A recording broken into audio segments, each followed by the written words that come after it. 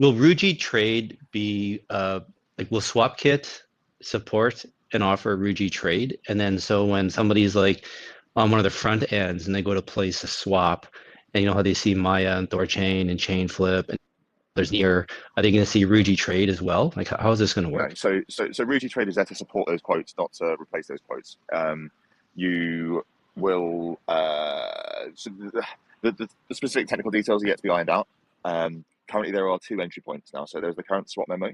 There is also now a contract execution memo, and both of those will be able to achieve the same thing. The contract execution memo will be able to route your swap through base and app layer liquidity, depending on what is the optimal path. And so, we'll work with the swap routing teams like SwapKit and the others to kind of understand how to read the app layer liquidity, how to construct the right kind of swap routes, all that kind of stuff. And so it's the whole point is to improve the existing quoting endpoints, not to try and build something new and replace it, because the integration is great. Obviously it's connected across Ledger and Trust and blah blah blah. So it will be a bad idea to try and replace that. The better thing that we can do is improve those quotes for THORChain, basically. Like that's half of the reason for the upload existing, right? Is to create this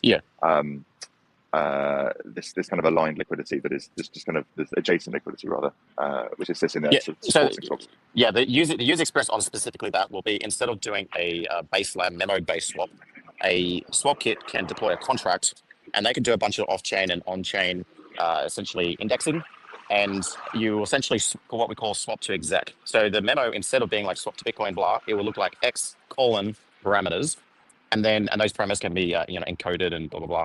But what will actually happen is your asset will get minted as a secured asset, deposited into a contract, and then split over the variety of liquidity sources: XYK, CL, app layer, base layer. It might even send it out to Maya and back again to grab some of Maya's liquidity. And so, and then at the end of that, everything gets kind of aggregated and pulled back into the contract. There might be streaming swaps in there, there might be limit orders in there. And then the final amount was then aggregated and then sent out as a secured asset withdrawal, all in a single atomic transaction. So the swap kits and the like will be building these contracts, doing the indexing, and putting it back on. So as an example, if you want to do like a 10 Bitcoin swap, right now you might send 5 Bitcoin through a streaming swap base layer, you might send 2.5 Bitcoin to snipe this order, and then you might send, one over to the console liquidity pool, and you might send the last one to Maya and back again. And then this all gets aggregated and then redeemed back to your address. It sounds complicated, but under the hood, the user will have no idea what just happened, and then all the money will just arrive in the wallet. If you want to swap now straight from your wallet without KYC or limits, scan the QR code or click the link below.